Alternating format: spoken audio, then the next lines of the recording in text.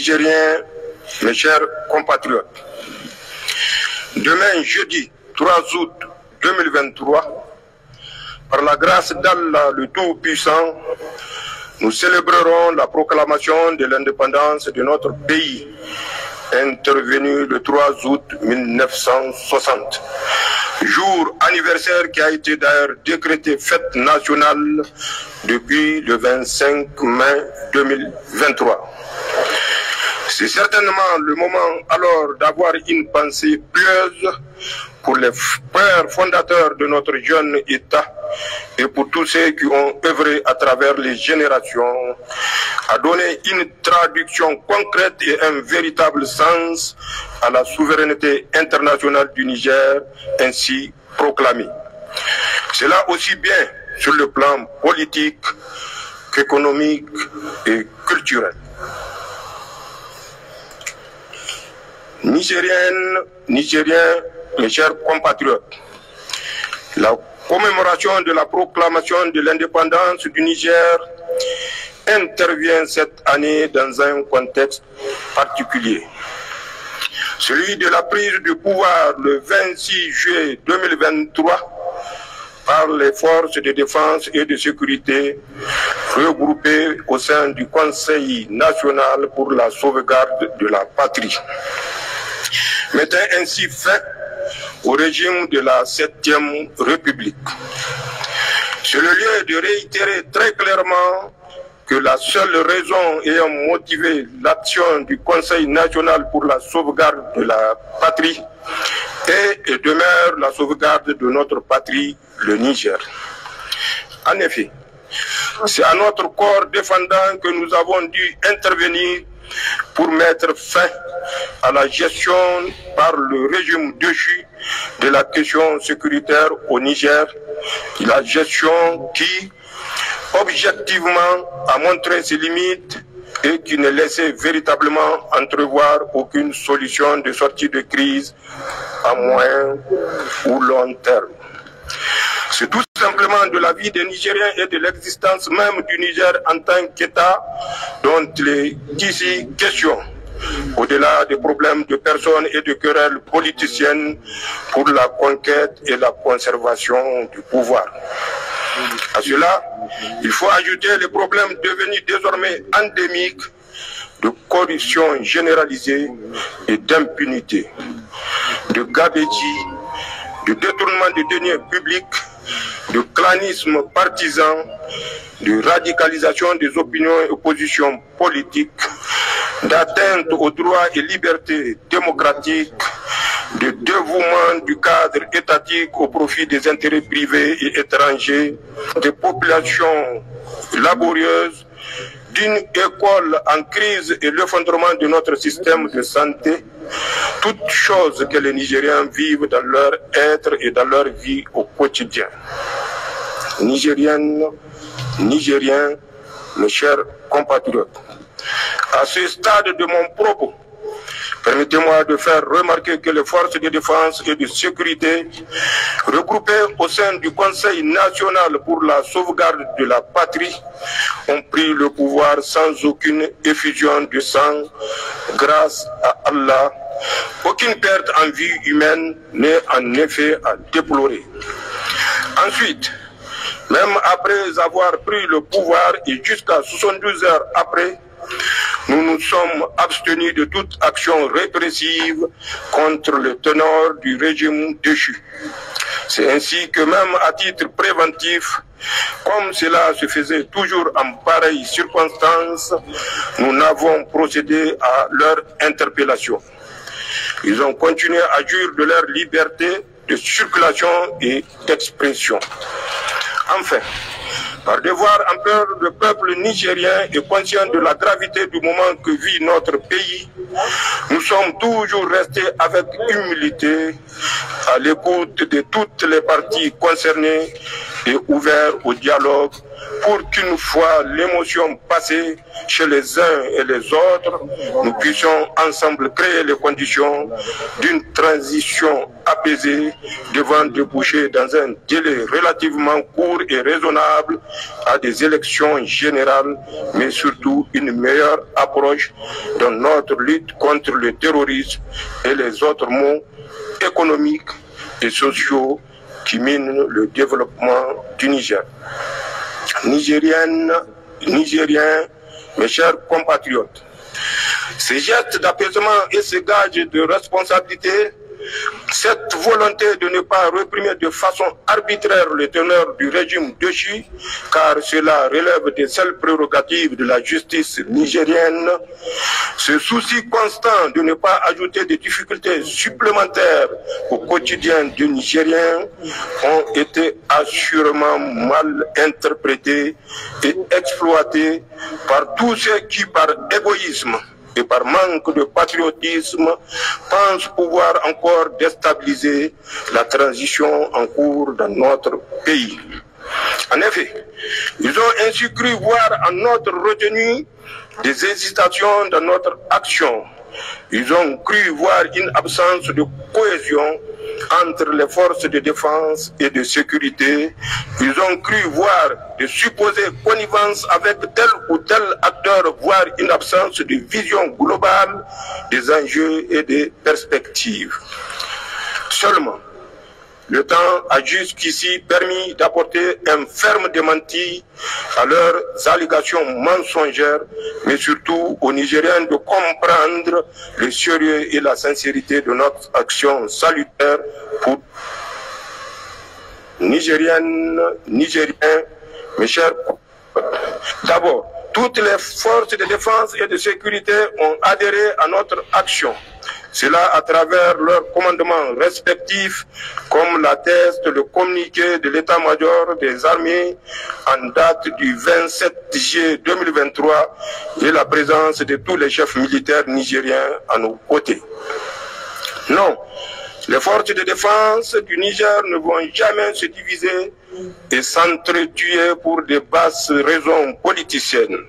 Notre grande famille de forces de défense et de sécurité est le creuset de l'unité nationale du Niger et c'est tous ensemble que nous faisons face à l'ennemi sur le terrain et souvent au prix du sacrifice suprême.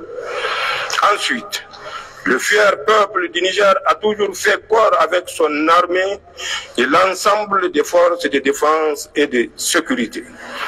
Les forces de défense et de sécurité sont l'émanation profonde du peuple nigérien qui sait pouvoir compter sur elles dans les moments les plus difficiles. Non, le peuple nigérien ne va jamais se soulever contre ses forces de défense et de sécurité, ses propres fils. Enfin, les populations du Niger ont une vieille tradition de vivre ensemble et de coexistence pacifique. Le brassage ethnique et social, le lien de cousinage, nos valeurs traditionnelles africaines et surtout religieuses constituent le ciment de notre unité nationale. Nigériennes, Nigériens, mes chers compatriotes, comme vous pouvez le constater, aucun facteur politique interne ne s'oppose véritablement à l'action salutaire du Conseil national pour la sauvegarde de la patrie. Au Niger, cette action suscite plutôt l'espoir d'un véritable changement d'approche dans notre lutte contre le terrorisme et une gestion patriotique et souveraine de notre État. Aussi, je m'engage solennellement à donner corps à cet espoir et à ne jamais trahir les aspirations du peuple nigérien, seul d'une vie meilleure, un espace nigérien et sous-régional sécurisé. S'agissant enfin de la mise en place de notre nouveau gouvernement et de la poursuite de la transition, soyez rassurés, Inch'Allah, avec votre ferme soutien, nous, le peuple souverain du Niger, rien n'ébranlera notre marche résolue au service du Niger. Je vous demande donc de faire entièrement confiance au Conseil national pour la sauvegarde de la patrie sur ce point. Nigériennes, Nigériens, mes chers compatriotes, à la vérité, ce ne sont pas les Nigériens qui s'opposent à la prise de pouvoir par le Conseil national pour la sauvegarde de la patrie. Nos compatriotes, dans leur écrasante majorité, ont plutôt accordé leur soutien au Conseil national pour la sauvegarde de la patrie. En effet, depuis le 26 juillet 2023, ils se sont souvent de façon spontanée mobilisés par milliers en faveur du Conseil national pour la sauvegarde de la patrie et de nos vaillantes forces de défense et de sécurité. Les oppositions viennent plutôt de quelques individus qui pensent avoir un droit particulier sur l'État nigérien et qui sont en lien avec certains lobbies et des puissances étrangères. Mais elles viennent surtout de certains de nos partenaires dans la lutte contre le terrorisme et de certains chefs d'État de notre sous-région qui sont en train d'instrumentaliser nos institutions communautaires à des fins égoïstes et lobbyistes. Nigériennes, Nigériens, mes chers compatriotes, s'agissant de certaines puissances étrangères partenaires, comme l'écrasante majorité du peuple nigérien, nous avons été surpris par leur empressement à condamner la prise de pouvoir par le Conseil national pour la sauvegarde de la patrie, à prononcer des sanctions contre le Niger et son peuple et à mettre fin de fait à leur coopération sécuritaire. Cette attitude hostile et radicale n'apporte aucune plus-value ni dans la résolution de la nouvelle situation née de la prise du pouvoir par le Conseil national pour la sauvegarde de la patrie, ni dans notre lutte jusqu'ici commune contre le terrorisme. Elle crée la méfiance entre partenaires et anéantit tous les efforts jusqu'ici fournis par la communauté internationale dans la lutte contre l'insécurité au Sahel. Mais surtout, elle amène les Nigériens à se poser un certain nombre de questions. En effet, comment pouvez-vous comprendre, aider le Niger à lutter contre le terrorisme qui touche nos laborieuses populations et suspendre la coopération militaire à la moindre difficulté? Comment expliquer qu'un partenaire, sur des questions aussi sensibles, décide de suspendre sa coopération militaire à un moment crucial de la lutte contre le terrorisme au Niger et dans notre espace sahélien? Le souci d'un gouvernement civil élu peut-il être au-dessus de la préservation de la vie des Nigériens et de leur vivre ensemble, ou encore au-dessus du Niger, de ses intérêts vitaux et existentiels? Chacune et chacun se fera son intime conviction et s'assumera conséquemment. Nigériennes, Nigériens, mes chers compatriotes. Mais ce qui a surtout surpris les Nigériens, c'est le communiqué du gouvernement d'un pays partenaire qui menace le Niger de recourir à la force pour protéger ses citoyens, sa représentation diplomatique et ses intérêts au Niger, alors même qu'ils n'ont jamais été l'objet de la moindre menace. Comment une question de maintien de l'ordre suite à des manifestations pacifiques de rue peut susciter chez des autorités politiques au plus haut niveau une réaction aussi excessive? À ce niveau, l'on peut à juste titre se demander s'il est juste et humain qu'un gouvernement ordonne l'usage de la force militaire contre les populations nigériennes pour protéger ses ressortissants. Pour notre part, nous estimons que la vie humaine est sacrée. La vie des Nigériens, aussi bien que celle de tous nos frères et amis résidant au Niger, ils n'ont donc aucune raison objective de quitter le Niger. Le gouvernement et le peuple nigérien, fortement attachés à nos valeurs de justice et d'hospitalité, sont prêts à continuer à assumer leur sécurité, sauf si Cela s'inscrit dans une approche politicienne inavouée qui consiste à créer la psychose sécuritaire dans les esprits. Aussi, nous appelons tous les Nigériens à manifester leur position sans violence, dans le respect de la vie humaine, cela conformément à la loi et à nos valeurs traditionnelles d'hospitalité et d'accueil. Nigériennes, Nigériens, mes chers compatriotes, s'agissant de la CEDEAO et de l'UEMOA, c'est avec une stupéfaction que les Nigériens ont appris les sanctions illégales, injustes et inhumaines prononcées à leur encontre. Mais elles sont surtout inédites.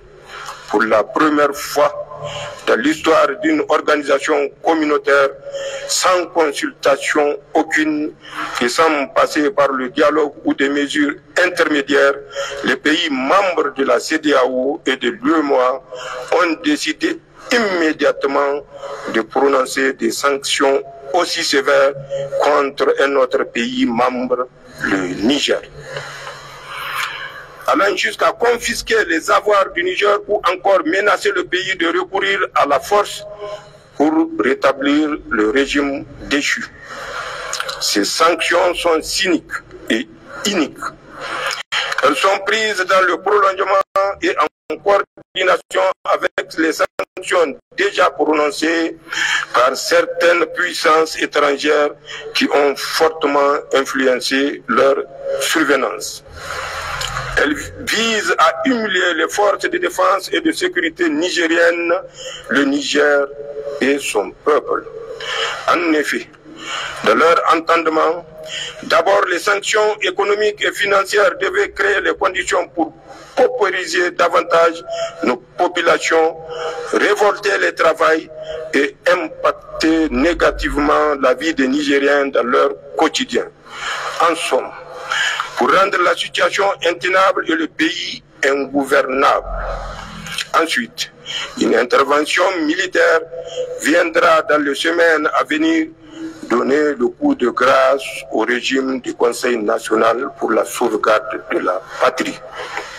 Comme vous pouvez le constater, nulle part dans cette attitude méprisante et belliqueuse, les dirigeants de la CEDEAO et de l'UEMOA n'ont pris en compte la souveraineté de notre pays, les souffrances des Nigériens qui ont déjà consenti d'énormes sacrifices à ces jours, les intérêts de nos populations et ceux du Niger.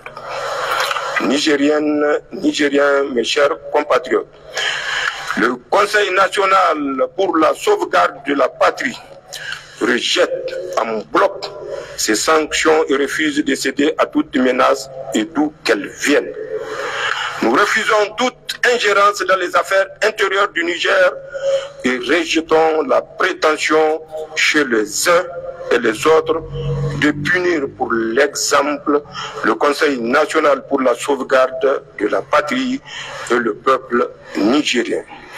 Nous en appelons donc au peuple nigérien dans son ensemble et son unité pour faire échec à tous ceux qui veulent infliger d'indicibles souffrances à nos laborieuses populations et déstabiliser notre pays. Nigériennes, Nigériens, mes chers compatriotes, c'est donc le moment par devoir de vérité de vous dire que les semaines et les mois à venir seront certainement difficiles pour notre pays. Ceux qui s'opposent à nous sont sans limite lorsqu'il s'agit de défendre leurs intérêts égoïstes. Ils ne s'arrêteront que face à la ferme détermination du peuple nigérien à défendre ses intérêts et sa souveraineté. Ils ne s'arrêteront que face à un peuple uni et solidaire mené par des dirigeants patriotes. Ils ne s'arrêteront que face à notre résilience et notre engagement à défendre notre dignité, notre liberté et notre pays. Alors, s'ils devraient aller jusqu'au bout de leur logique destructrices, puisse Allah veiller sur le Niger et faire en sorte que c'est le dernier grand combat que nous allons mener ensemble pour une véritable indépendance de notre pays.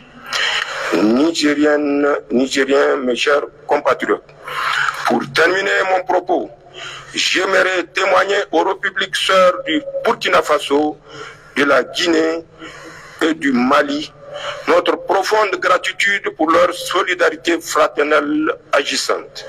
J'aimerais également remercier tous les États amis et partenaires sincères ainsi que tous les autres amis du Niger qui nous ont jusqu'ici témoigné leur solidarité agissante et leur ferme soutien en cette étape difficile de l'histoire de notre pays.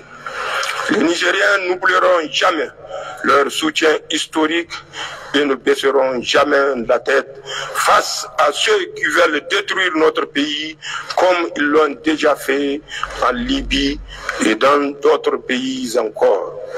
Vive le Conseil national pour la sauvegarde de la patrie, vive les forces de défense et de sécurité, vive le peuple fier et souverain du Niger, vive le Niger. Je vous remercie. No.